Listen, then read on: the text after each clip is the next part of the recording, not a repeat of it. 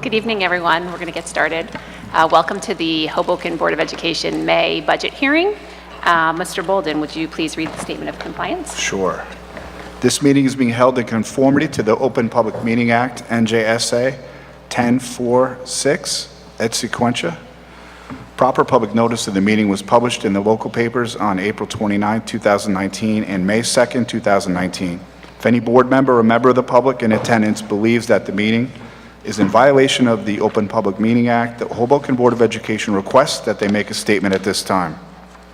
The board wishes to make those in attendance aware that this meeting is being recorded on video and will be broadcast by the board at a later date on cable TV channel 77 and Files channel 46.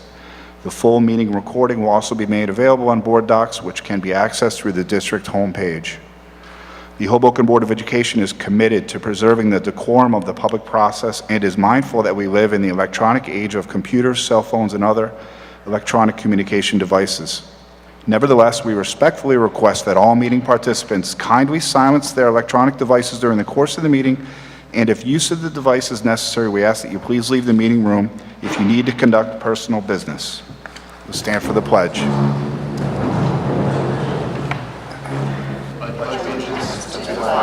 Of the United States of America, and to the republic for which it stands, one nation, under God, indivisible, with liberty and justice for all.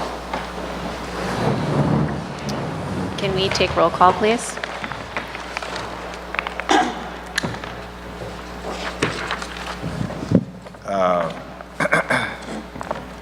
Ms. Catamatori. Here. Ms. Delara. Yep. Mr. Delatorre. Here. Ms. Evans. Here. Ms. Kana. Here. Mr. Klipfel. Here. Ms. McGuirk. Ms. Takirian. Here. And Ms. Angley. Here. We have a quorum. Our first order of business tonight will be the budget presentation by our business administrator, Mr. Bolden, and superintendent of schools, Dr. Johnson. And at this time, I'll pass the meeting over to them.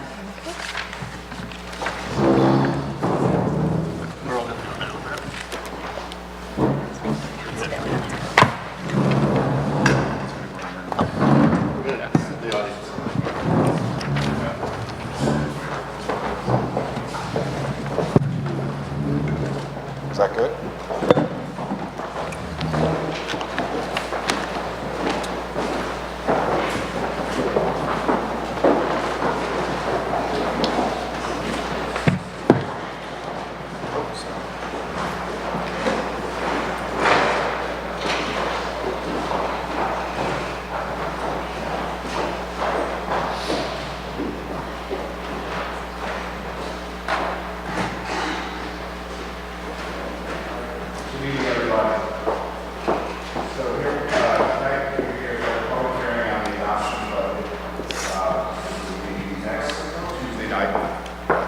Thank you.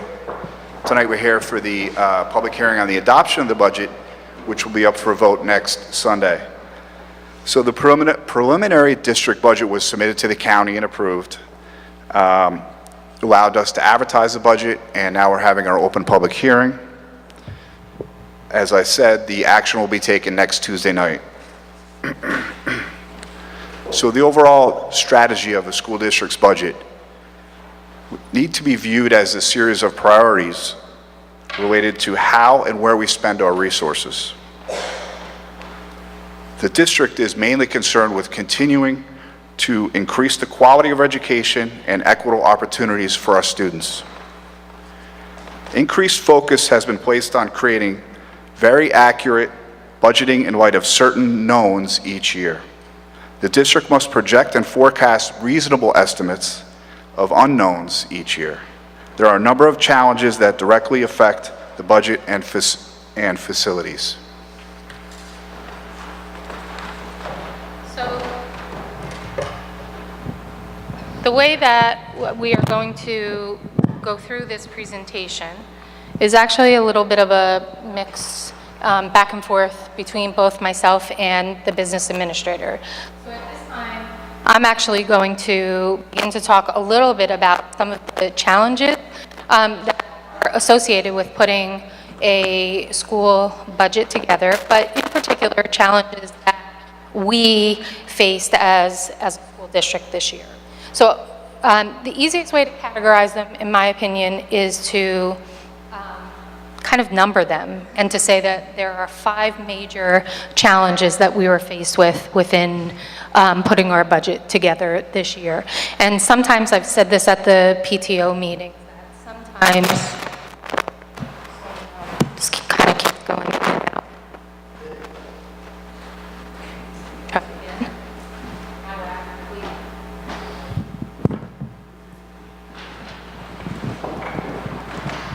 Thank you.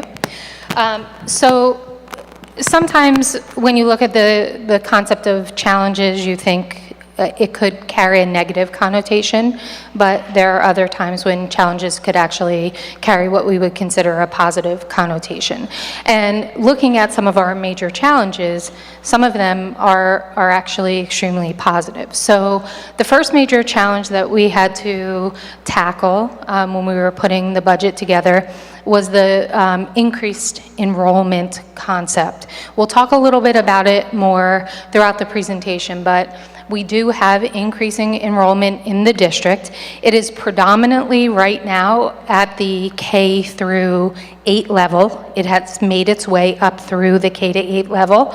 Our high school is kind of maintaining its status number right around that range between 410, 420, 430. Depending on the year, it kind of fluctuates a little bit. But in 2015, 2016, where we saw our enrollment kind of cap and begin to drop was right around 2nd grade. And each year, it's kind of made its way through. So right now, where we're seeing that there isn't that drop is the 6th grade class making its way into the middle school, into 7th grade. Another major challenge is the preschool expansion. And while I go through some of these challenges, I'm also going to hit on some questions that parents asked either during meetings or they've emailed me some questions. So we do have a preschool expansion that we're going to touch on, which is the addition of 7 more preschool classrooms that are going to be added in September. Someone did ask the question early on at one of the meetings. I think it might have been the Calabro meeting, but I did get some questions after, and that was, why keep focusing on preschool? If we are a district that is deemed a former Abbott district, and financially or socioeconomically, we may not necessarily fall in that category anymore, why would we continue to put our energies into adding more preschool classes if that could change at any time? So it's very important that I touch on this, and that is that we don't have a choice when it comes to the mandated Abbott preschool classrooms. That there's a reason why it's called mandated. We have to have them intact. And when the Department of Education sees that we have an increase in the numbers, which then leads us to have a pending placement list, we will be contacted by the Department of Education, and we will have a conversation regarding the budget for the addition of classes. And that's exactly what happened. I know that Hoboken, to some people, may be a place where the Abbott distinction or status may at some point go away because it may not necessarily fit our demographics or our school population. But there's a long process that has to take place in order for that to happen. And quite frankly, when we look at educational trends, one of the things that we're seeing very clearly is that the Department of Education is pushing and pumping money into school districts that might not necessarily be former Abbott districts, but districts that would be considered what they call former ECBA districts, early childhood program aid districts, that have more of a common demographic and student population like we do, and they're pushing money into those districts to run full-day preschool programs. So the trend is completely toward adding full-day preschool, not eliminating full-day preschool. So that's something that's really important. Facilities usage. As our enrollment increases, as our preschool classes and the size of or the number of classes increases, we have a facilities conundrum that we each year need to think about more and more and more. And that facilities conundrum has to do with increased enrollment and increased classroom sizes. We talked about it before, I think on a number of occasions, but preschool is a challenge for us because of the guidelines that are associated with where preschool classrooms can be housed. And then in addition to that, as our elementary grade levels continue to increase in size, so do the number of classrooms increase. And then we get to the middle school level, and it's kind of interesting because one of the things that you'll see on my slide later is that we are being kind of pushed in a direction to move sixth grade out of the elementary schools into the middle school, turning our middle school from 160, 165 student middle school to next year a middle school with not only the increased enrollment of sixth grade, but increased enrollment of new enrollees to a middle school of almost 350 students. So we are seeing a lot of changes that are happening. Also, from a facilities perspective, I think it's important to address the issue of proactivity. It has been said a couple times that, the Board of Education or the administration isn't being proactive regarding increased enrollment or facilities. I think it's really important for the community to know, and we are going to talk about this a little bit more in the presentation later, that we are consistently assessing our facilities. We are always looking at ways that we can utilize our spaces more efficiently, most efficiently. We do submit and are required to submit a long-range facilities plan that is directly linked to a demographic study that we are required to have. Hoboken is an interesting place because for years and years, being a former Abbott district, we were not at liberty to bond, to do a referendum or bond for schools. We just were not allowed to do that. In the past few years, that has since changed, and we now do have the opportunity to do that, which could absolutely change the playing field for the Hoboken Public Schools. I also want you to know that we have an architect of record and an engineer of record that we work with on a consistent basis, and we do, as a school district and a Board of Education, have plans for expansion that are on file for just about every one of our sites in case it is necessary and when the time comes for it to be necessary. In addition to that, we are consistently going into the community and looking for rental space for our preschool program, and we'll talk about that in a second as well. We look for space that is not only suitable but meets the regulations of the Department of Education and doesn't have a square footage price that would strangle the program's budget. And that's really the most challenging thing. So as a result of that, we have to look at preschool. We can't ignore it. There are 66 preschool classrooms that will be in our district next year, 66 of them. So with those 66 classrooms, it's also very important as a community to understand that we have two school buildings in the city of Hoboken that belong to the Hoboken Public School District. very different. There's other schools in the city, but the ones that belong to the Hoboken Public School District, there are actually 3 that have the capacity to house preschool. Brant is one of them, Calabro is another one, and Hoboken High School is the 3rd. Okay? However, it is not very easy to get approval to put preschool classrooms in a high school in any community.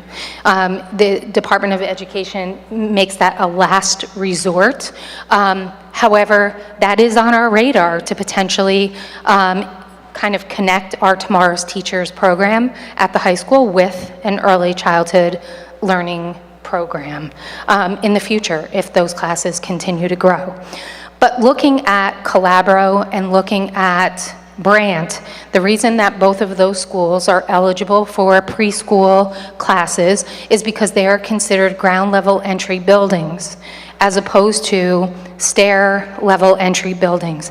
And so if you think about the Demarest School Building, or you think about Connors, or you think about even Wallace, although Wallace only has a couple steps to get up to the main floor, it doesn't matter. Those few steps that make you go up to that first floor, label that floor 1. And so then you have a 1, and you go up to the second floor, which is a 2. But in Calabro and Brant, interestingly, because they are ground level entry buildings, when you enter the building, it is a G. And then above the G is a 1, and above the 1 is a 2. And that allows for preschool to be housed on the ground level floor, the first floor, and the second floor. Okay? So we know that. We know that very clearly. We have people from the Department of Education that come and assess our buildings on an annual basis.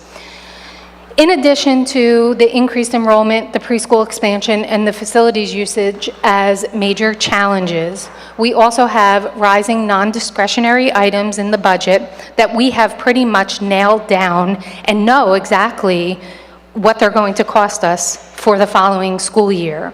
But please know it's a challenge because every single year they increase. And Mr. Bolden is going to talk about those, as well as the decreases that we're seeing in state aid.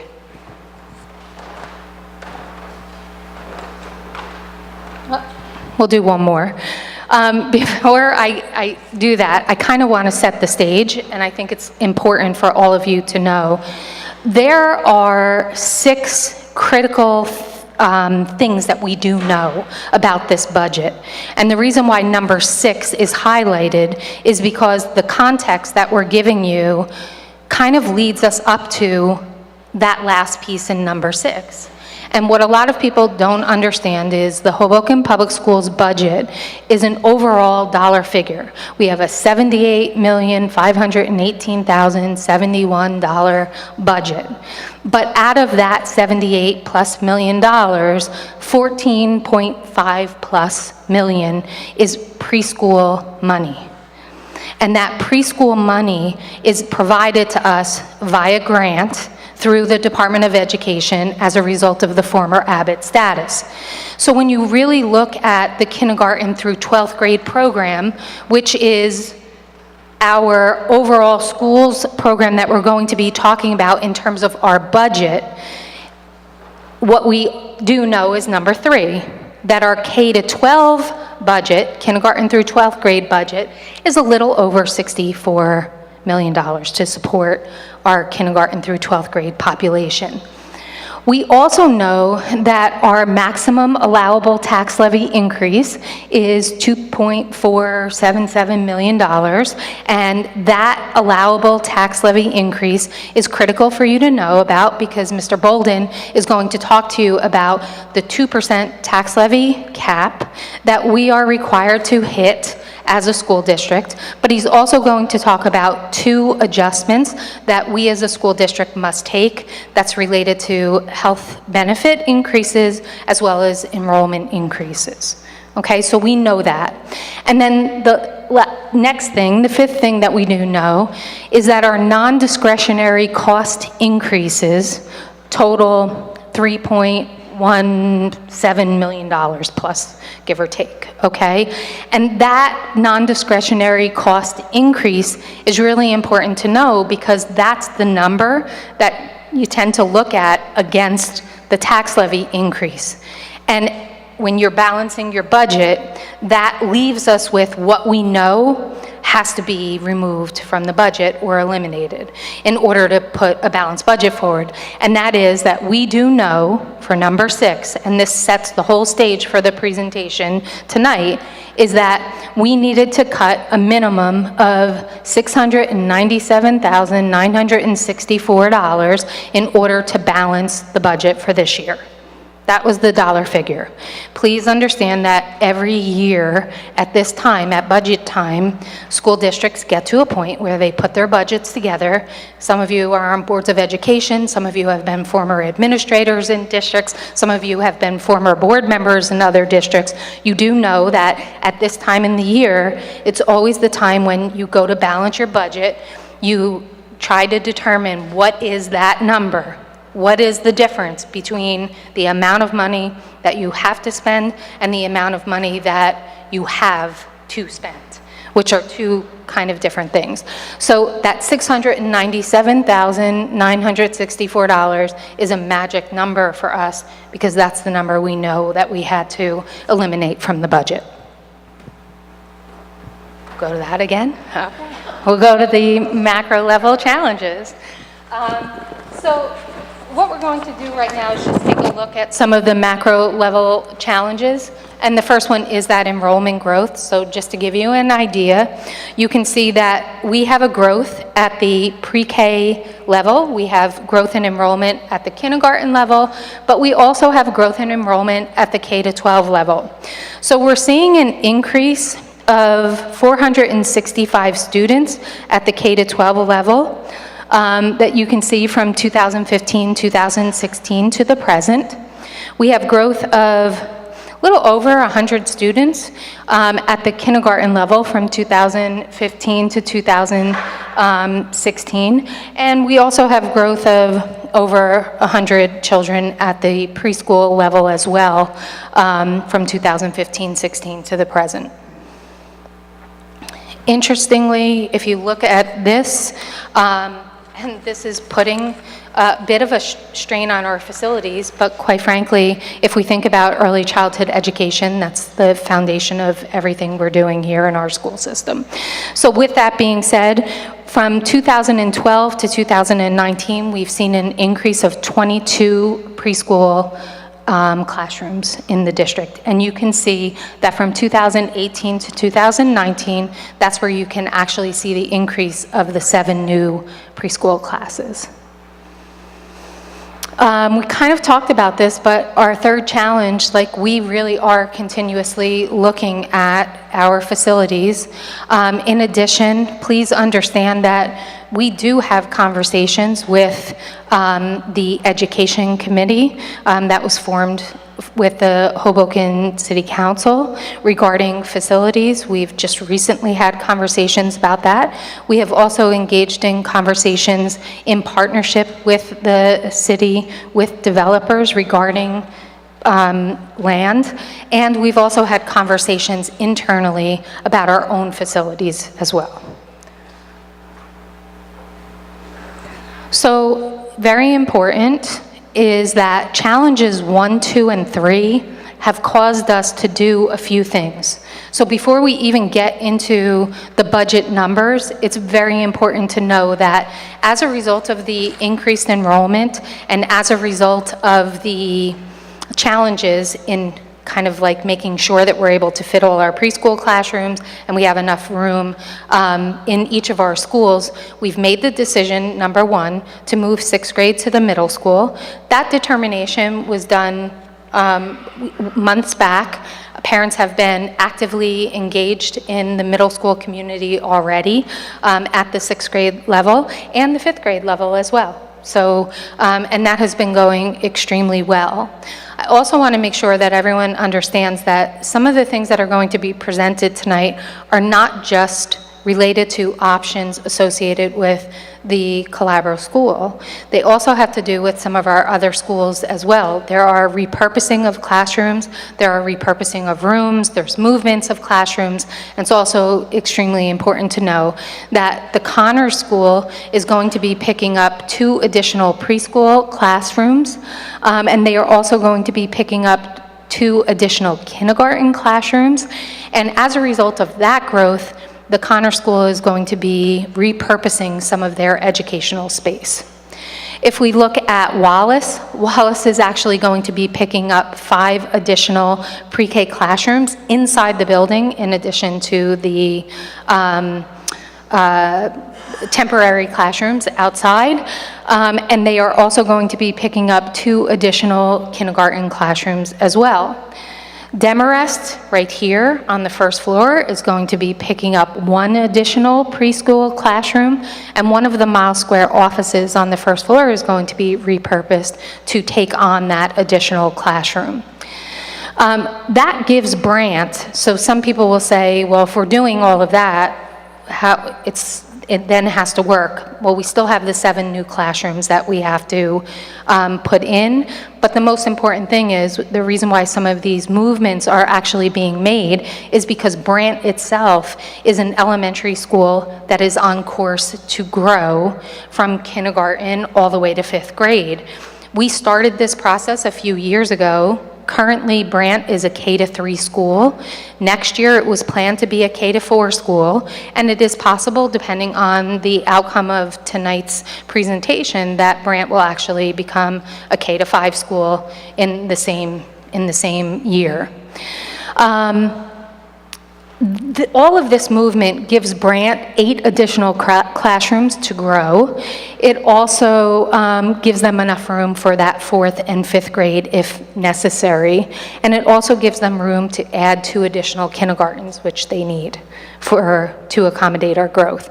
So the essential question is, where will the 7 new pre-K classrooms go and 3 PSD classrooms? We haven't even talked about the PSD classrooms. We've really only been talking about the 7 new preschool classes.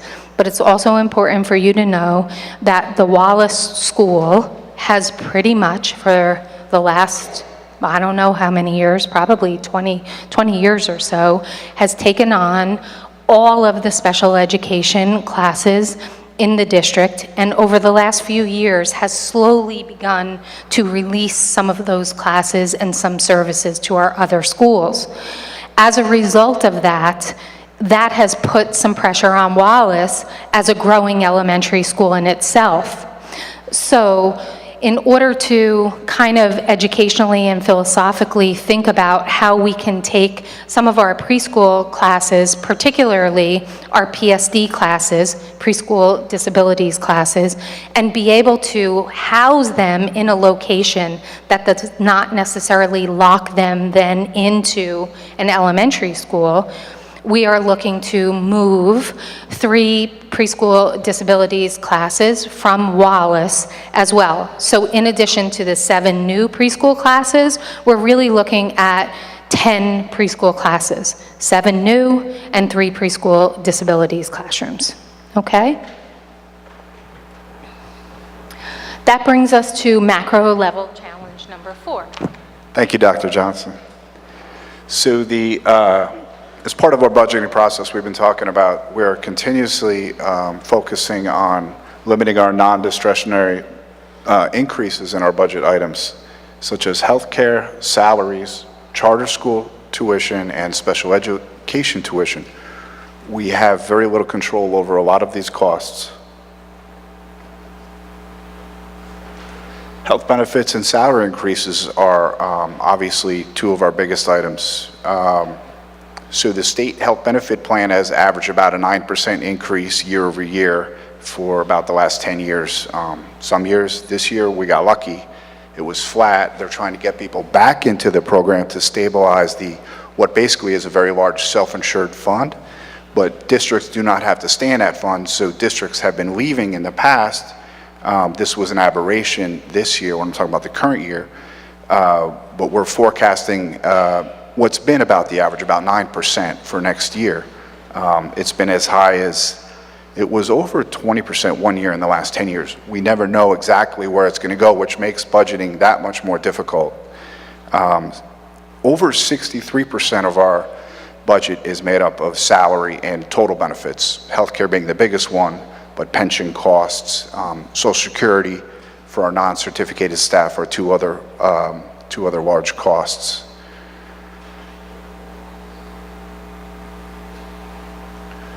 So charter schools are a big part of our community as a whole and a large part of our budget.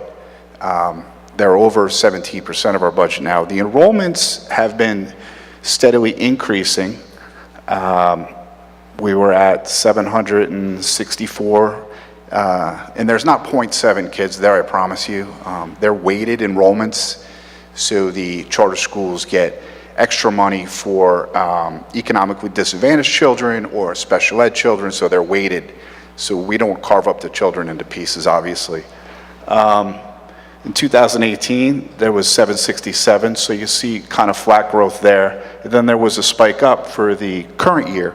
So October 15th is the important date for the application for state school aid, is when we count the kids all over the district, including the charter school kids. We have a hard count as of October 15th, and it jumped up significantly in the current year. And the state gives us projections right about the budget time for next year, and it's going to go up another 25, I guess about 29 children is the projection. One of the difficulties we've had, obviously, is you'll see in the next couple of slides, is the growing dollar amounts going, but the state projections are not always on target. So it creates more fun in budgeting. So this is a nice historical comparison. So basically what this is showing is that the percentage of our budget has basically doubled in the last 10 years going to the charter schools. It was, I apologize, it's slightly hard to see, but it's basically 100% minus the 91 is 8.6%. In fiscal 2010, and for projected fiscal 2020, it's just about doubled to over 17%.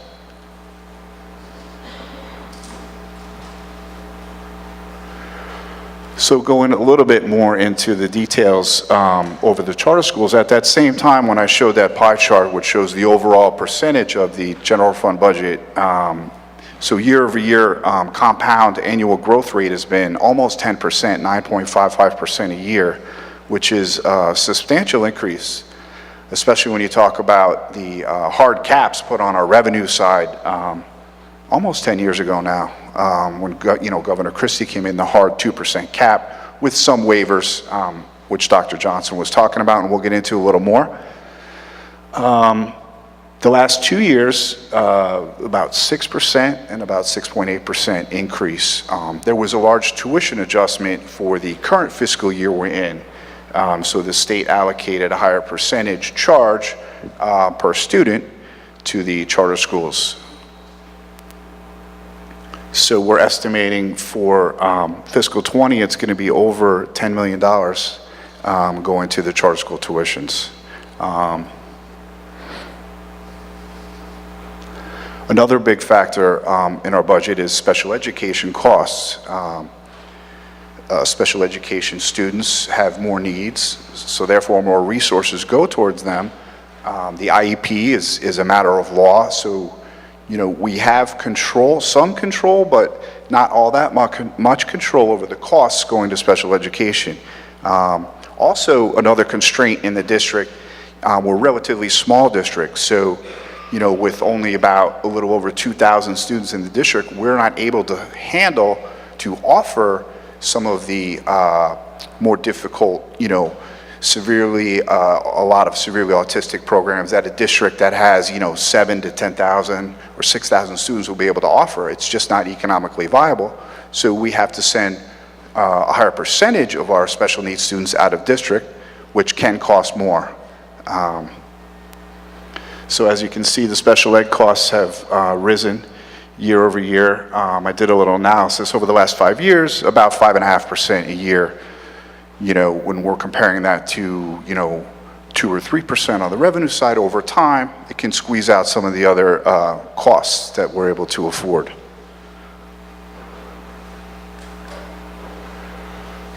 So this chart is basically one of the more current, more recent issues. So S2 was legislation passed about a year ago, which, so not that it's funny, well, it's kind of funny to me, but the state put in a School Funding Reform Act over a decade ago, but did not use it.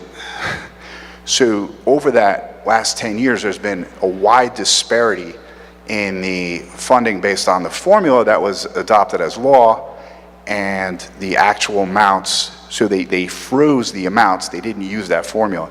So then now fast forward to where we are now, about 12 years later, so now they're slowly enacting that formula, so we're one of the districts on the short side of that stick. It's literally, if you chopped up the state, it's approximately a little under 600 school districts, about 200 are basically remaining flat.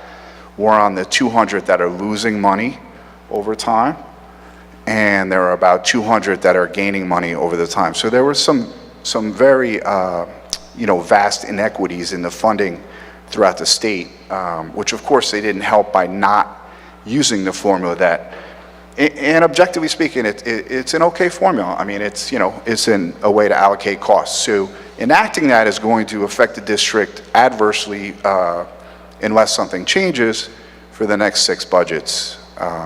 So it's another difficulty we have to face going forward.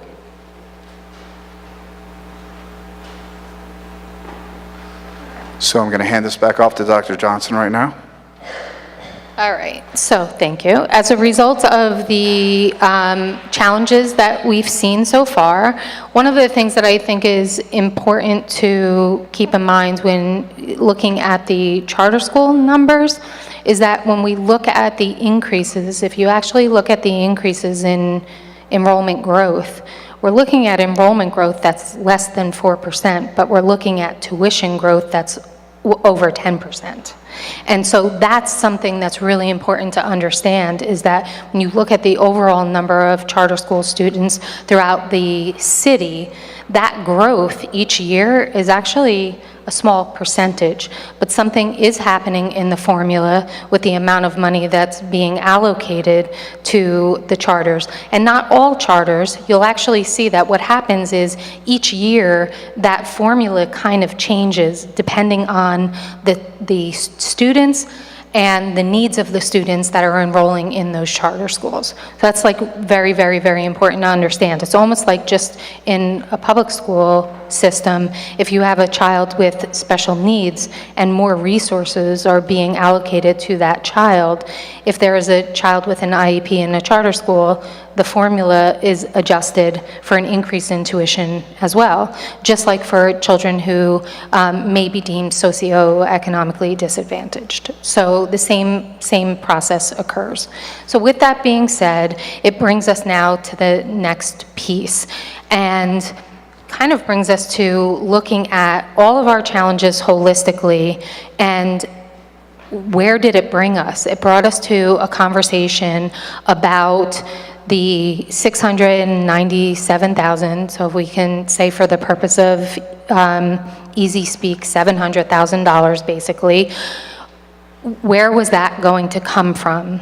So please understand that we had already made some efficiencies. We had already adjusted the budget to the point where we had already looked at maximizing our class sizes and so on and so forth before we got to that $700,000 or the $697,000.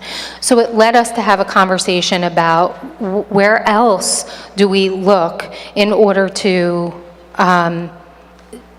close that deficit or address the deficit. And one of the things that we did was we took a look at the Calabro School holistically. We looked at the Calabro School holistically and had a conversation in March regarding the Calabro School with the Calabro community.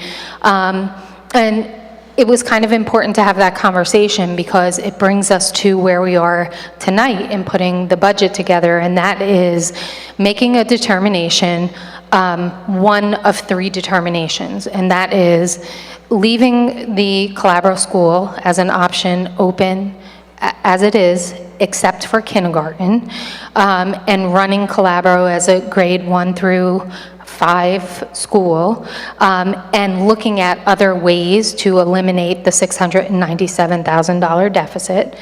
Option 2 would be to have a hybrid approach, and that would be to keep the Calabro school, grades 1 through 5, next year, open, or it would be the current kindergarten through 4th grade, moving up for 1 year as a hybrid, and sharing services, as many services as possible, and then looking at what would that do to that $697,000. And then option 3 would be to repurpose Calabro holistically to an early childhood learning center, reassign Calabro students to the branch school on paper, however, providing families the option to attend any of the Hoboken public schools, moving the entire staff over from the Calabro school to the branch school, and that would be option 3. That option, you will see, addresses the deficit holistically, maintaining all of the programs in all of our other schools where they are right now, okay? So with that being said, if we look at each of the options, if you can go back one more, yeah. Just to look at Calabro at a glance, I put this slide up here because we looked at each school holistically, and we looked at the numbers, and it was important to kind of have a footprint of the school in order to even have the conversation. And when we looked at the footprint of the Calabro school, we saw that it was currently operating with 125 students, 26 of the 125 students at the day that we checked the enrollment in the school. 25 were in the 5th and the 6th grade, both grade levels transitioning out of the Calabro school.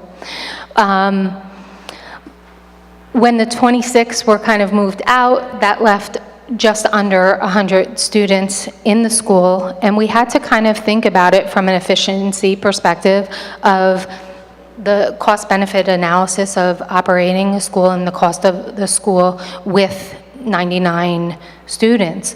We also looked at the special education population in the Calabro school, which is right around 2%, and the cost of special education in that building, which for 2% of a school population, is costing with salary and benefits well over $125,000. So we kind of looked at that. We looked at the fact that whether it's a small school or not, it still needs services. It still needs the services of an administrator. Could it be a shared administrator? Absolutely. It needs the services of a nurse. Could it be a shared nurse? Yes, it could be a shared nurse. It also needed classroom teachers, which all of our classrooms do, so that's no surprise. But it's too small of a school to house its own related arts teachers, except for physical education. And so one of the things that we had to consider and we had to look at was how many lost instructional periods did we have in the given year for travel time for all of the related arts teachers that were going from each building to cover the cost of, or to cover those classes. And one of the things that we found was we had approximately 750 lost instructional periods of teaching time from related arts faculty going from one building to the other, to Calabro, in order to cover the classes. So that was really important. And then there's some other things that we looked at, and that was for a school the size that it was, looking at the fact that it has to have a security staff member, it has to have custodial staff members, and so on and so forth. So as a result of that, we then began to look at the administrative cost. And that administrative per pupil cost came up because it came up at a county-wide meeting, which jogged my memory about a former situation that I was in, and that was we were in a former district decommissioning a school, and when we were decommissioning that school, the question came up, if we ever decided to recommission the school, would there be any parameters that we would have to know about in order to place an administrator back in that building? So in other words, how many students would have to be in the building? And at the time, I thought I had remembered that there had to be a certain amount of students in a building in order to have a full-time administrator. Without that number of students, the administrator needed to be shared, or the school needed to be a completely merged or shared services school. So we asked the county office what the parameters were, and basically what the county office told us was something interesting, and it was that it really doesn't have anything to do with the number of children that are in the school. What it has to do with is the per pupil administrative cost, okay? Not the per pupil cost, the per pupil administrative cost. And basically, with that being said, we looked at, and what we were given was the code, that 6A 23A-2.3, which outlines basically the requirement by the executive county superintendent of schools to review all of the administrative expenses and the sharing of administrative personnel if administrative costs exceed 125% of the county average. And when we looked at that, one of the things that we found out was that because of the size of the Calabro school, Calabro was operating at over 278% of the county average, and that we wouldn't have an option anyway in terms of sharing services in some way, shape, or form. So with that being said, we then began to think about some options, and at the same time that was happening, our budget numbers were becoming more real. And some parents had asked us the question, like, how would you not know what the budget numbers are earlier?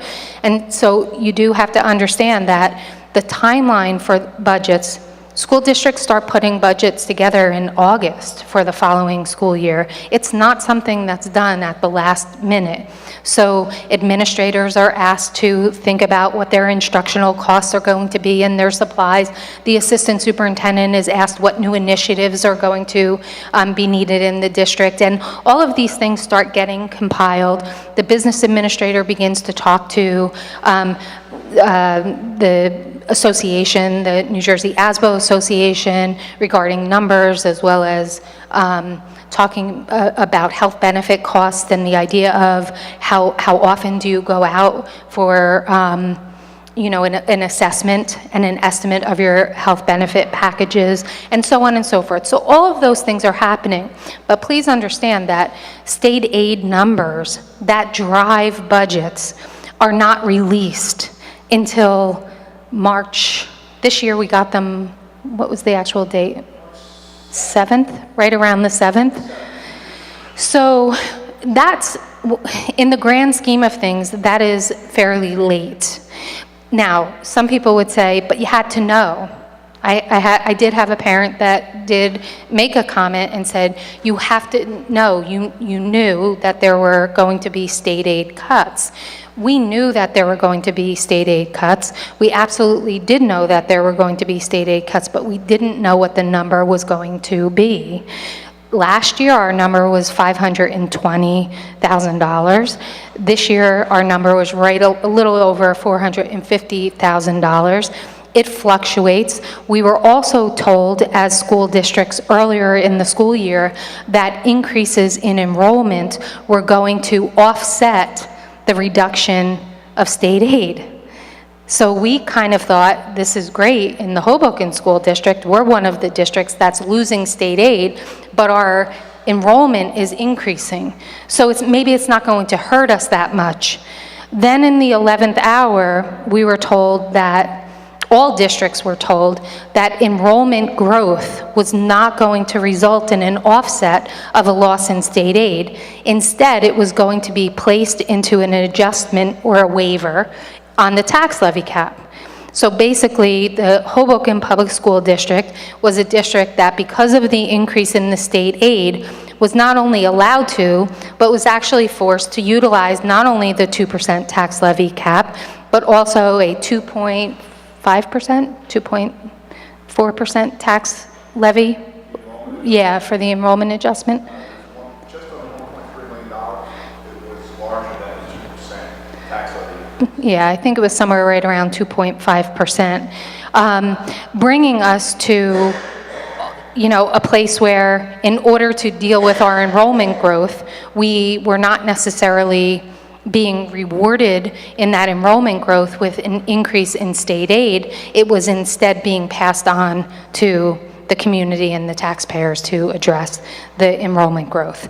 So when you don't have all of that information and you're trying to put a budget together, $450,000 is a big deal, because you're talking about staff members, you're talking about teaching staff members, you're talking about health benefits, you're talking about salaries, and you're talking about some programs as well. So as a result, we got to a place where we saw this, and we then began to kind of look at and flesh out what some options would be to deal with that 697,000 plus deficit. And so with that being said, in option number 1, it is one of the options on a motion on tonight's agenda. I want it to be very, very, very clear that in order to put a budget together for a public hearing, an introduction and then a public hearing, but particularly for tonight, while there are 3 options on the board's agenda to decide upon, and there are 9 people that have the right to decide any way they want to decide, we had to put a budget together to present in this public hearing that's balanced. And the balanced budget that we put together reflects a budget with the $697,000+ balanced and eliminated. How did we do it? We did it in the budget, so administratively speaking, this is really very important because I want to make sure from a transparency perspective everyone understands. The business administrator and myself put this budget together for the public hearing tonight, showing that $697,000 is reflected in the actions that are associated with option 3. If the board decides or votes on options 1 or 2, which you very well may and can, if you do decide to do that, then what happens is the business administrator and I go back to the drawing board and we spend the next 2 days refining the budget, sending it back to the county office for approval, and then that new budget would come to the Board of Education for its vote on May 14th. Okay, that's kind of how it works. But in a public hearing, we cannot present 3 separate budgets in the public hearing, okay? So with that being said, I do want you to know that if we went with option 1 and we had to eliminate the $697,000, that money would come from, and some of you might say, well, what are the actual specifics? We didn't base our budget on this, so we would have to make a determination over the next couple days exactly how much we would cut. But these are the big ticket areas that would be cut in some percentage if we did go with option 1. And those items would be Passport to Learning. Now, does that mean we would eliminate Passport to Learning completely? Not necessarily. It just might mean the cost would increase on the part of parents, okay? The summer theater camp, the summer instrumental program, Summer Leap, those would most definitely go away, okay? They would be ticket items that would most definitely go away. The elementary world language program, that would be an area, because our class sizes are where they need to be, and we know that we cannot increase our class sizes more based on the amount of teachers we have. Now, that means like some places there are some classes that are a little more filled than others. But what I'm saying is if we went with option one, we would have to reduce from a cost perspective at a minimum for elementary world language teachers. That would have to happen.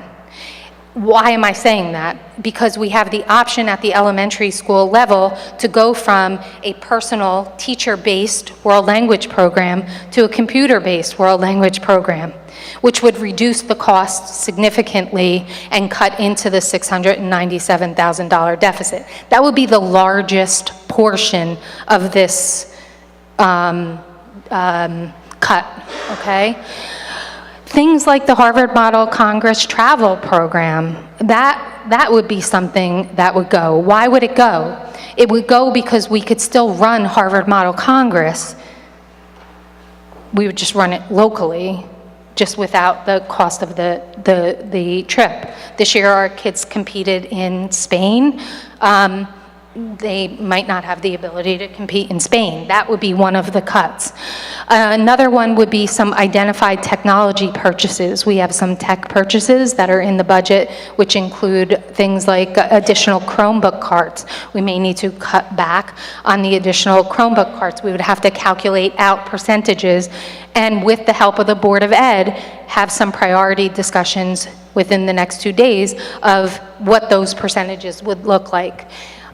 The middle school theater program, which is a new and growing program, actually award-winning this year, that program as well, including staffing, would be hit. And then lastly, the freshman and/or JV athletics. Our programs are kind of interesting because some of our programs only run varsity athletics. Some of our programs run JV and varsity, and some of the programs are so many kids that we run freshman, JV, and varsity. But athletics is a big ticket item in a school budget when you have kindergarten through 12th grade, and as a result of that, that would be an area where we would absolutely look to cut. Those are big, large areas. Okay? So that's really important. Would that be an administrative recommendation? It would not be an administrative recommendation on my part. Option two would be a hybrid option, and this is an option that we've had some parents ask about, and that is, can we keep Collabro open for a year with the classrooms on the 4th floor for just the classes that are left in Collabro, and then use not the ground level, but the 1st floor and the 2nd floor, et cetera, for our preschool program, or on the 3rd floor, I should say, the Collabro students. Could we do that? Okay. So when we look at that option, it's really important, and we have had this conversation as well. There's a qualitative and a quantitative side to that. Okay? From a qualitative side, meaning the quality of the program, when we look at that, there would be no related arts spaces in option two. There would be no Passport to Learning program, but it seems like for some that were advocating for option two, that wasn't a concern for some families. There would not be a nurse or a principal on site. It would be a shared process, and the supervisor of the early childhood program who would be in the building would be the on-site administrator, okay? So from a qualitative perspective, again, that would not necessarily be an option that I would personally recommend, which is the reason why we didn't base the budget on that. But I do want you to know that there's also a quantitative side to that particular option. And that quantitative side also then would require us to go back in over the next 2 days and really look, because we would cost out what the 750 lost instructional periods are, because we would still have to run them, except we would reduce the 750 because we would have less sections and less classes. So we would reduce that a little bit. The percentage of custodians and security would not be the same in terms of what would be charged where. So if we ran it this way, we would have to reduce the percentage of the salaries and benefits of the custodial staff and security that we would be charging to the preschool budget versus the general fund. Okay? So that's something that's important. Uncertainty of class sizes is also critical. Over the last couple weeks, myself and the assistant superintendent, as well as the principal, have had some conversations and some meetings with parents who have set up time to talk about programs and so on and so forth. The uncertainty of the class size is really very important because while 1 year in a hybrid model could be conducive to some families, it might not be conducive to other families. And there are other families that would potentially, out of the 99, make a choice to attend one of the other elementary schools right from the start. So that would require a survey to be done to determine how many children would actually stay in the Calabro school building. The idea of then taking children out of other schools and putting them into Calabro for a 1-year hybrid model would not make sense. And then lastly, the special education costs that we're seeing that are actually really hitting the per pupil cost for us would still remain intact. And so that wouldn't necessarily reduce the cost. But again, we would go back to the drawing board, myself, the business administrator, and assistant superintendent, and look at what that would be. Option 3 is the option that we based the public hearing budget on, and that is the option to repurpose the Calabro school. That option is done and was done based on the information that we gathered and some of our analysis.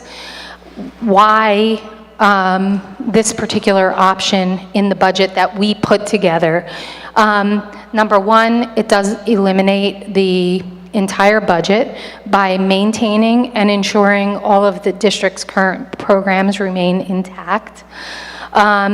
It reduces staff reductions. By doing option 3 and repurposing Calabro to an early childhood elementary center, it enables us to open the 7 brand new preschool classes as Hoboken Board of Education classes, and thereby shifting some of our school district staff members that we currently have that hold preschool through 3rd grade certifications over into these 7 classrooms. And that cut what originally would have been the number that we were kind of looking at in terms of staffing, right around that 15 staff member number, 16 staff member number, down by 7.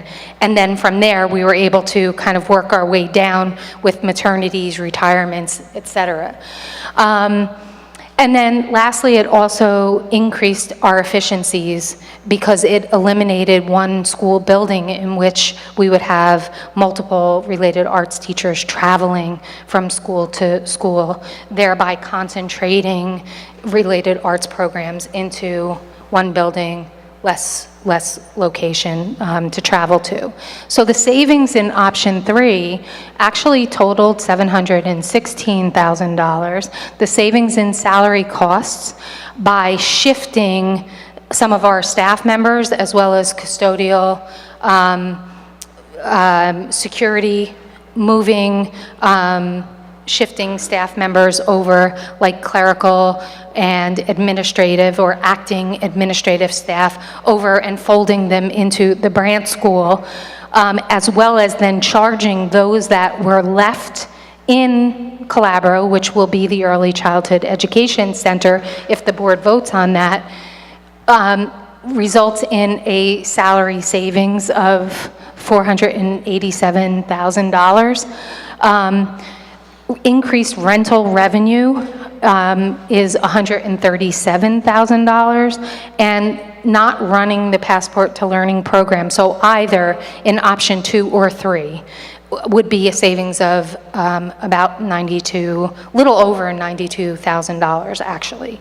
So but I want to talk about the rental revenue really quickly because sometimes people don't really understand how that works. When we get our preschool aid, in that preschool aid, there's a certain amount of money that's allocated for rental revenue, whether it be when providers rent space outside of a school district or within a school district, or if a school district themselves is operating the classrooms. It doesn't matter, because the preschool program operates outside the K-12 program, we are required to budget rent. And that rent, depending on if it's to an outside agency or to ourselves, comes in. And so as a result of that, this option increases the rental revenue for the district because it's not rent that's going to an outside agency. So for example, if we were to add these 7 new classrooms to, for example, the Rue building, which we do not own, those 7 new classrooms and the rental revenue or the rental piece would be put in our budget, but it wouldn't come to us.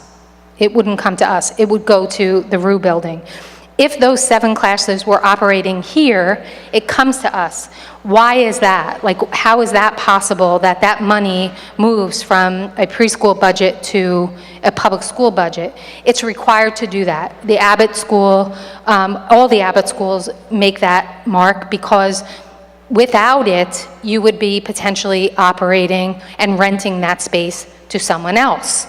And so you're required to show that rental revenue in your preschool budget, which we have done, and have maximized it in this scenario in order to reduce and eliminate that overall budget gap.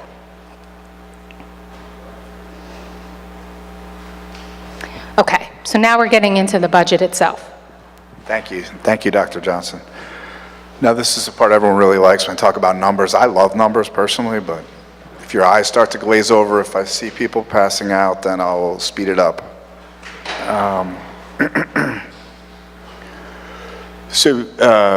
Basically, this summarizes our overall general fund budget, which is funded from the tax levy and our ever-decreasing state aid.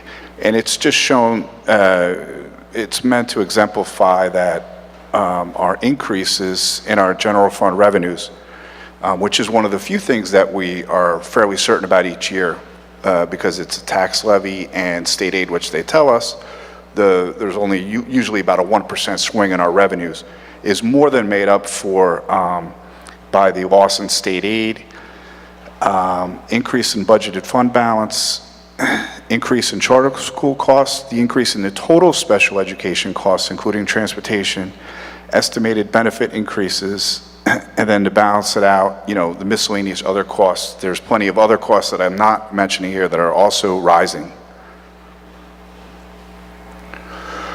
So, like I promised, lots of numbers. So this is actually, so the next slide is how the budget looks in this state revenue module that we use. I like to summarize it in more useful, at least useful for me, and hopefully other people too, but summarize it by the categories that make up our budget. Instruction, as you can see, our regular program instruction is always broken out from special ed instruction. That's our largest overall percentage of the budget, just about 1/4 of the proposed budget for the 1920 school year. It goes through a lot of the other costs. Special ed, I'm not going to go through every line item here. Benefits and charter schools are the 2 biggest other total costs, and we're talking about the general fund budget. I don't discuss too much the special revenue fund, which Dr. Johnson was talking about it a lot with the pre-K as part of the special revenue fund. It's grant-funded programs that don't come out of the taxes that we raise each year. And that's a summary of our estimated budget compared to actual 17-18 numbers, and then the revised, the adopted numbers for 18-19. So this is a snapshot of the budget per the module. So one of the reasons why I summarize it is so Dr. Johnson was talking extensively about the former Abbott status. So formerly, all the Abbott districts had to have school-based budgets. So this summarizes our appropriations, but it lumps in one of the most important costs of the about $28 million as one line item. So the other summary breaks out in more useful detail, because that's our school-based budgeting. Actually, now the whole state is required, because of some of the federal programs put in place with the No Child Left Behind Act, to also use school-based budgeting. There are pros and cons related to that. Should a school's costs be higher because maybe they have more highly tenured teachers, they have teachers that have all been teaching for 30 years plus, their costs are going to be higher. So it's somewhat useful, but sometimes numbers can be not as useful also, because I don't think one school should get penalized because they have more senior experienced teachers. So those are advertised appropriations. The total is almost $61 million for the general fund budget this year. And if you add in the grants, it's over $78 million for the district. So the types of revenue that the district has, as I was talking about before, local taxes, you know, all of us are taxpayers in some way. Even if we pay rent, we're taxpayers indirectly.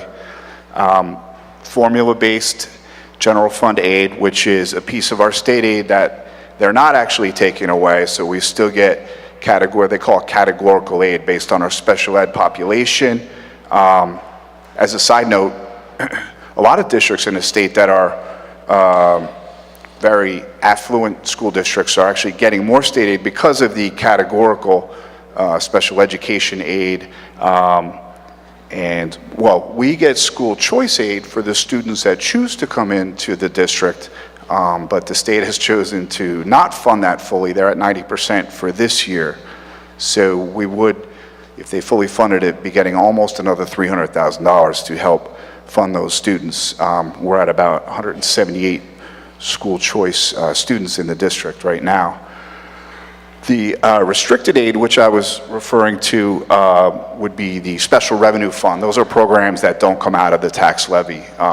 There's state programs. The biggest one by far for us is, well, we're going to be educating close to 1,000 pre-K students this year, fully funded by the state of New Jersey. And then there's federal programs. Every Student Succeeds Act, which was the No Child Left Behind Act I was talking about. They're interrelated, different names for the same program. IDEA, which funds some special ed costs, about 800, we're a little over 800,000 in the current year. We don't know what that'll be next year.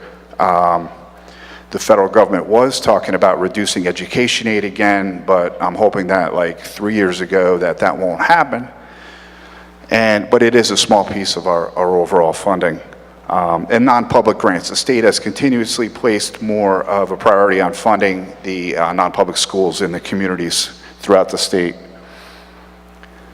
So our general fund revenues, so our local tax levy is almost 80% of our budget, and that will be climbing over the next 5 or 6 years, like I was talking about, because of the state aid decreasing. So as you can see, even year over year, that number is decreasing, the state aid number. The federal aid number is basically staying flat. It's an inconsequential piece of our overall budget. The budgeted fund balance is one of those things in New Jersey, so we are required to have a balanced budget.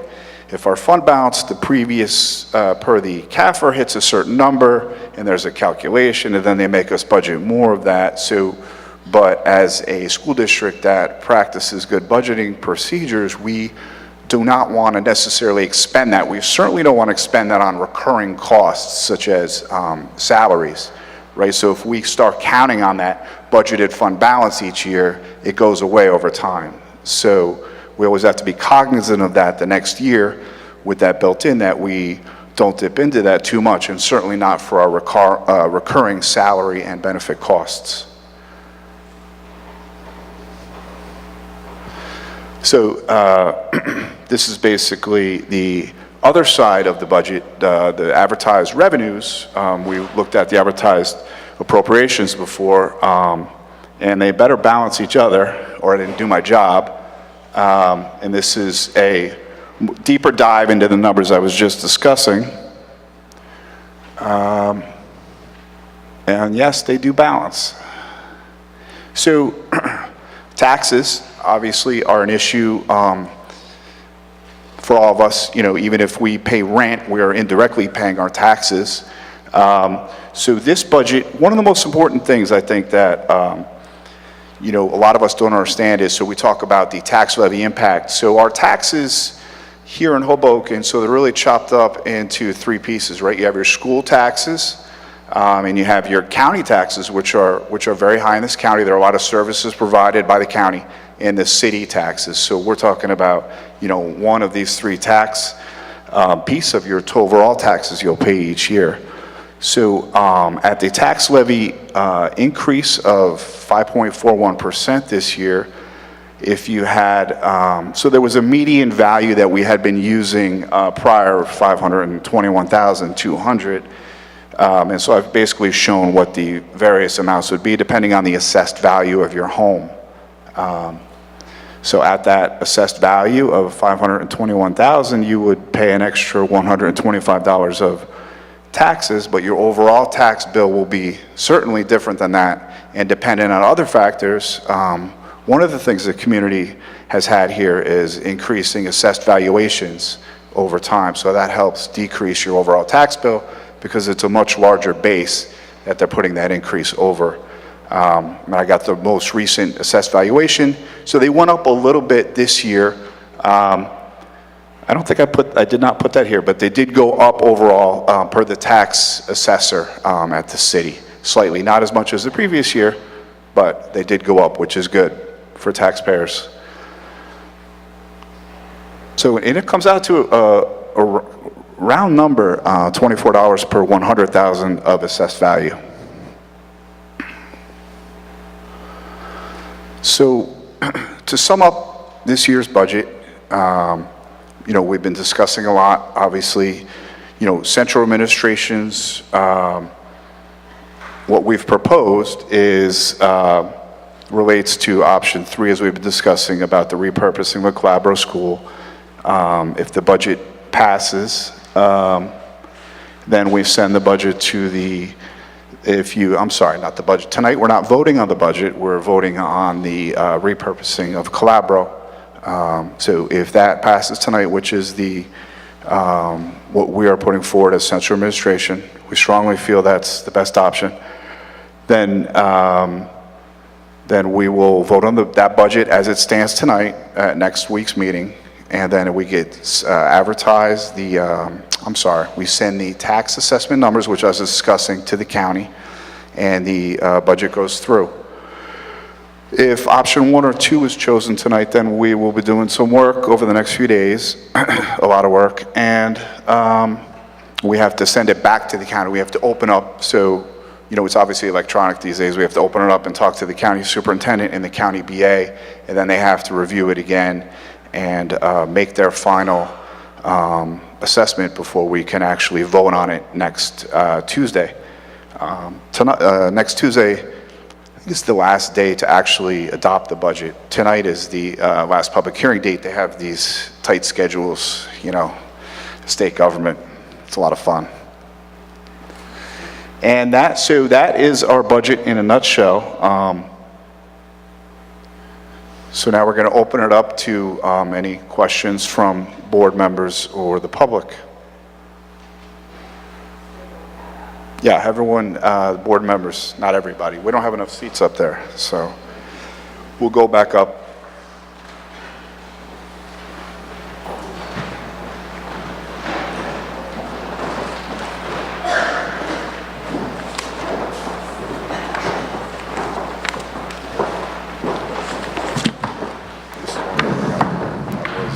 Oh, okay.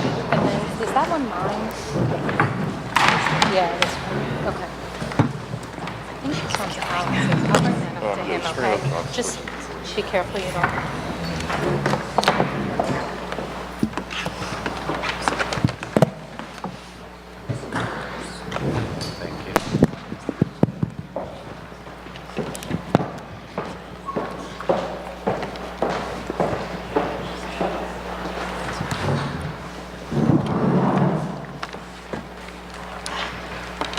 Thank you, Dr. Johnson and Mr. Bolden. We understand the challenges the district faces this coming year and appreciate all of the hard work you put in to present a balanced budget to the board.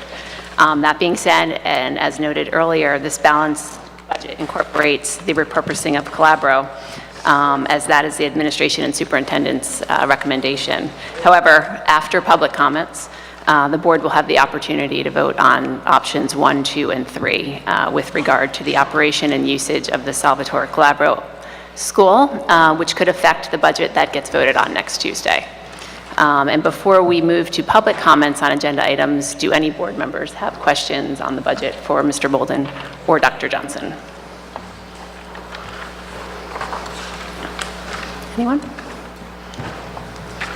I have one question. Go ahead.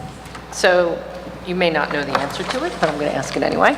Just looking at the charter school appropriations, one of the things I noticed was for Mets and ethical, the dollar amount is going down like by half, or it was estimated to be going down. Like, do we have confidence in that number? I know that that's what the state's saying, but do we have like, do we understand who the children are who go there, and are they graduating out, or, you know, I noticed that was just a big jump down. Yeah, there's, I think only Thank you. 12 students. 12? How many students? Very small number of students. Those are the not two, so I combined them. I do not know the makeup of those students going off the state. Yes. So I don't know if they both have high schools. Yeah, I'm not sure of the exact answer as to that That's question. Okay. Thank you. You're welcome. Metz actually has a high school. Okay. We've had some students at Metz Charter, maybe 4 or 5 at Max, and then a handful at the elementary school charter. Those 2 charter schools, interestingly, though, there's a continuous fluctuation on tuition. Historically, we have seen that, where the charter schools in Hoboken tend to have been a little bit more consistent. Metz and ethical have been up and down, all over. Thank you. I just had I have 2 questions. I just wanted to confirm, so because of our state aid decreases, we are required to take, I believe it's 4.9% at the minimum tax levy increase, that being the 2%, and I believe the enrollment waiver is like 2.8%. That's, No, the S2 requires all districts that are part of the, as I talked about, the 200 districts that are losing state aid. S2 does require just the 2% adjustment. We have another $1,286,000, just a little under $1.3 million that is calculated by the state as our enrollment adjustment, and is like a moving average of 3 years of actual enrollments. So we've shown, positive enrollment growth, so then they come up with the calculation, and we are not actually legally required to take that. okay. And then the other thing I always like to bring up, the tax levy increase incorporates all 4 districts in our town. So that's Hoboken Public School District and the 3 charter schools. Yes, the charter students are our responsibility. Financially. Our financial responsibility, correct.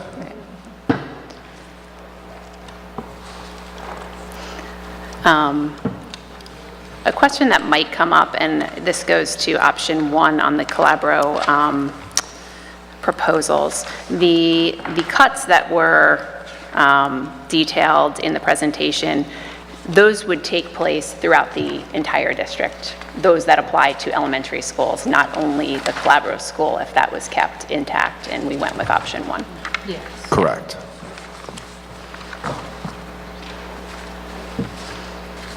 Anyone else? And maybe just as a follow-up on that, for option 2, I know we talk about, obviously, the qualitative implications of that.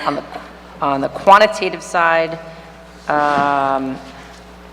are some of the things that are noted in option 1 potential options as well in terms of further cuts? I know they're not restated. Or is, Pieces still of have to go pieces back. of the same reduction. So there are pieces of the the items in option 1. Right, so that would be, they would also, all of that would be also under consideration for whatever the necessary cuts are to get to balanced budget under option 2. Yeah, it absolutely would not be the entire list of consideration in option 1, and quite frankly, in option 2, if I looked at the biggest ticket number in option 2 would really be the percentage of the custodial and security that would be charged, would be the biggest piece. And then from there, special education cost.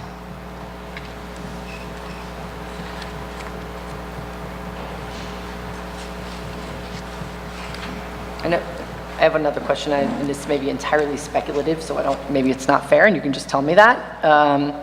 Just in terms of the uncertainty of class sizes, I understand the implication is that there are families that under option 2 who might choose to stay at Calabro, and there are families under option 2 who may choose to not stay at Calabro, and that they would want to move their children elsewhere.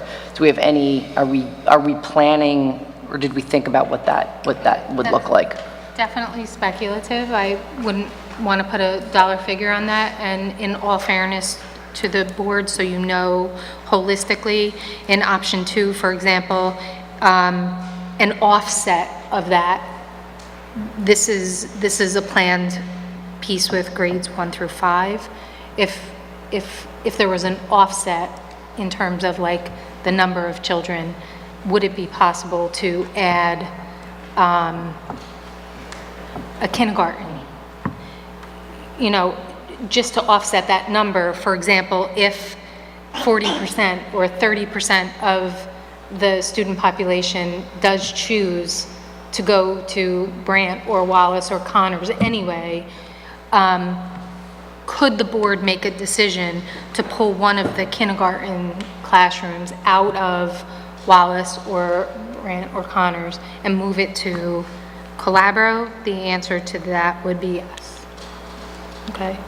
Just Thank you.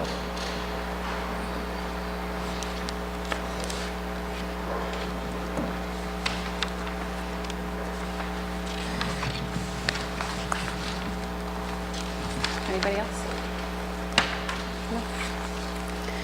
Okay, now we are going to move on to public comments on agenda items.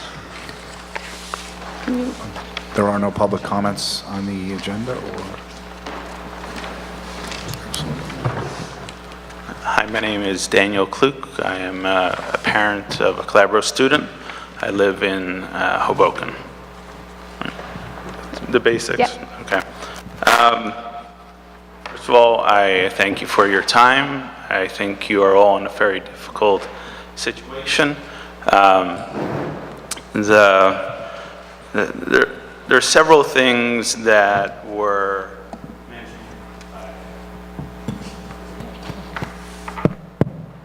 by Dr. Johnson that I don't think showed a full story. And one of them that keeps getting brought up is the average administrative cost per student. Last year, a decision was made to grow Calabro.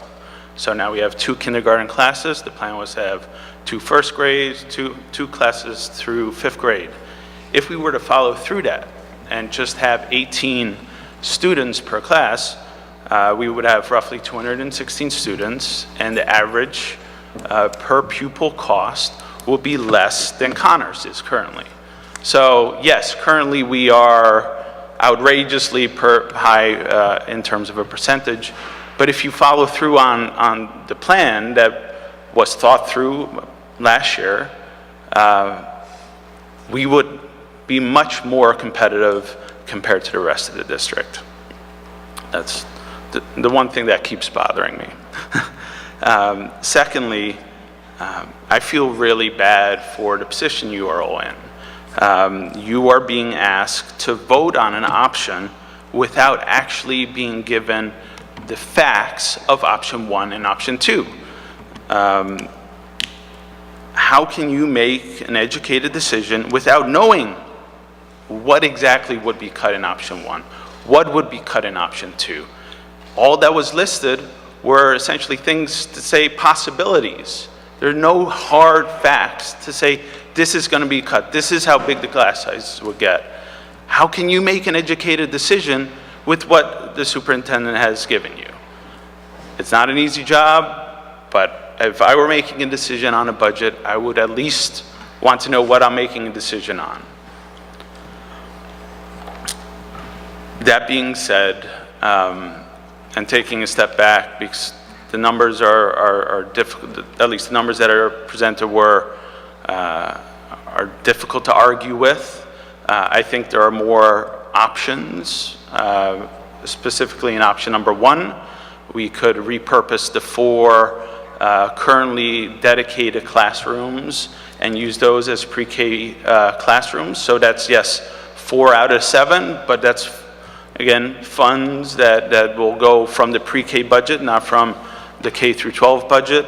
But taking a step back, whatever decision you make tonight, I really have, the last thing I would want to say is I have lost a lot of faith in the process of the Hoboken public school system. I want to keep my kids in the public school system. I believe in it. I want to stay here. I don't want to move anywhere else. I don't want to have to pay for private school. I want to be here.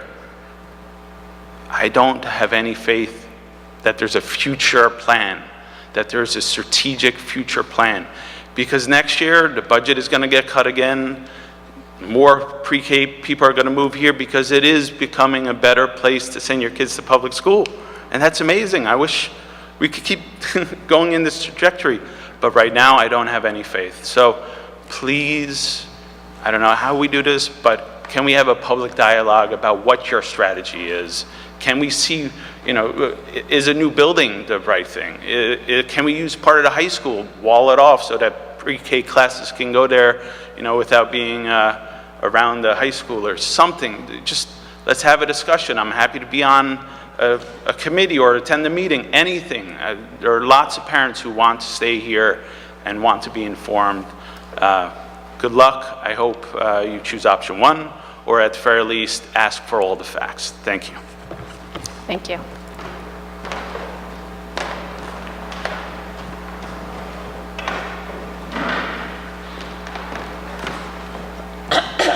Hello, just leave that. Kara Cohen, I live in Hoboken. Anything else? That's it. Okay. My kids go to Calabro, and everything that my friend Daniel mentioned, I echo all that and agree with him. Same idea, I just can't imagine having to vote on something where I don't have all the facts. I mean, option 1, the sky is falling. All these things can get cut. That sounds awful to everybody. Option 2, again, there's a lot of information missing. Option 3, it's pretty clear. The numbers are pretty straightforward. I just don't know what else to say besides I agree with everything he said. Parents have met several times and have come to the same agreement that we don't feel several of these options have been explored fully. That's not to say that I don't think anyone's not doing a good job. I know everyone's working hard. I respect everybody here. Dr. Johnson, all the information you've given tonight has shed so much light on, I think, items that maybe I didn't have all the proper information on, and same with, I'm sorry, Eileen, I know you spoke with me on the phone. It's just so helpful to get more information, but option 1 and option 2, they're just not outlined, I think, enough for anyone to make a decision. And if you are, I guess you're going to choose the easy one, which is the sky isn't falling. That said, it's no longer about emotion, but if it would come to keeping our kids in the public school versus losing faith in a system where we don't feel it's fully thought out, we don't really have a choice because we can't really get on a list for the charter schools at this point, so are kind of stuck, so to speak. And on that note, I know I spoke with Councilman Ramos about, and I believe you met with him about the land he was talking about for middle school, and the developer was going to pay for it. That's awesome. We need more conversations like this because this just seems to going to happen. I'm sorry, I'm not, probably because I'm nervous. This just seems to be something that's going to happen again and again and again. And I know you're all doing your best again, but something needs to be done about having more space in Hoboken for schools. versus parks are great, but the development meetings that are held, they don't often talk about schools, and that's what we need clearly. So again, option 1 and option 2, obviously something we want, but you guys don't have all the facts. So thanks for your time. Thank you.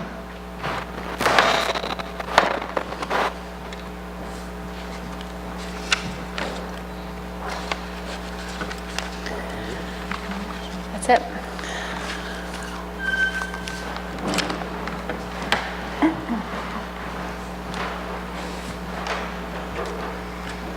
Good afternoon. My name is Alex Garcia. You okay? Yeah, there we go. Thank you. Manly voice. Anyway, my name is Alex Garcia from 614 Wash. Numbers talk, basically. I've always been about data. I mean, option 3, I see the numbers, they speak for itself. Then again, I also see option 1, option 2, no data. As well as, I was never given an option. You guys talk about options here. I was never given an option about which school I'm going to send my school next year. You want to talk about option 1, option 2, option 3? That's great. But nobody's talking about my options. That's pathetic. Nobody gave me the option. I don't want to send my school to Brand because he can't handle it over there.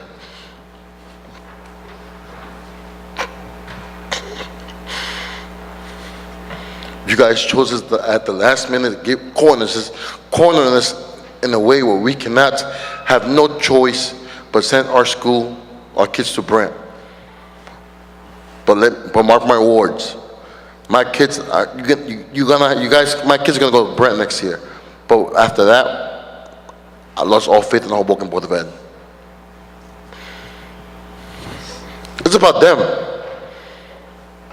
It's not about me.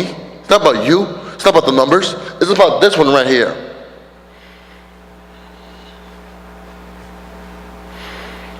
You guys never give me an option. What's an option 4? It's my kids, not yours. You want to talk numbers? Let's talk about those numbers.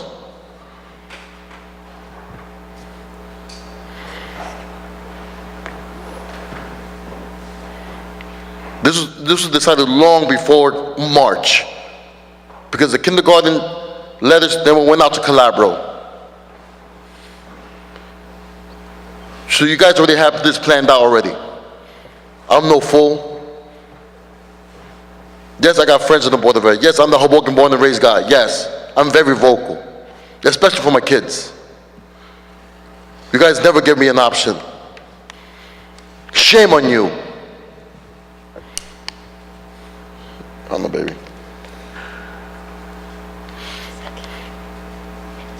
I never thought I would go in front of the Board of Ed and tear for my kids.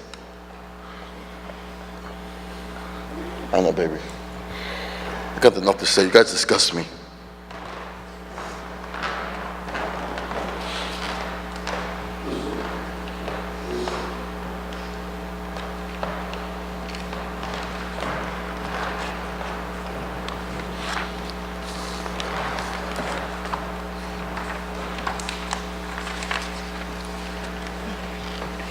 Anyone else? No. All right. Now we are going to move on to the agenda. And as you're all well aware, there's only one item on the agenda this evening.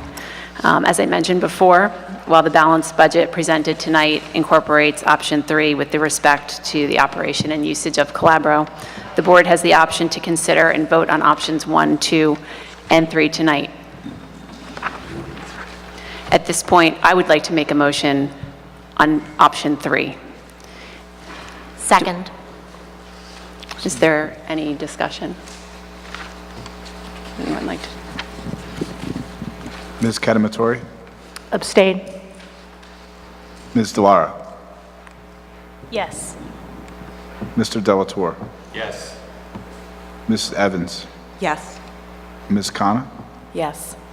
Mr. Clipwell. I do want to take the chance to say something before I vote. As I look at what's on option number one, I understand that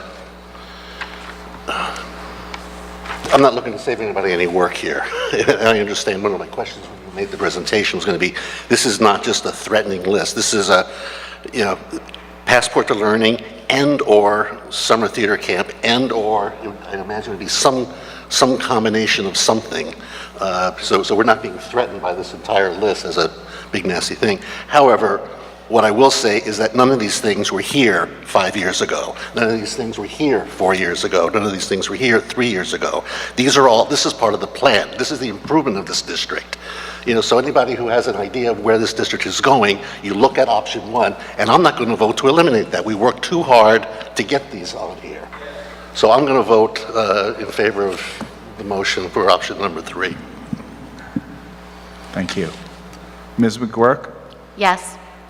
Ms. Takarian, Yes. and Ms. Agley.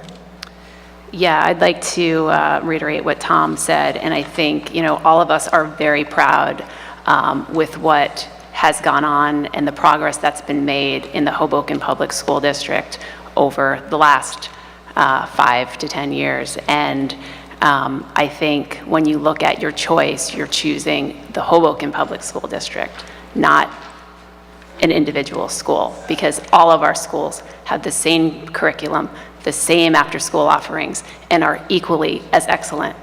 So I vote yes. Thank you. The motion passes.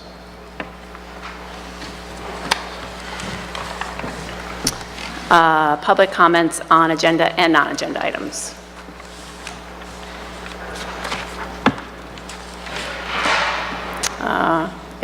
If there are none, then that concludes our meeting. Do I have a motion to adjourn? Motion. Second.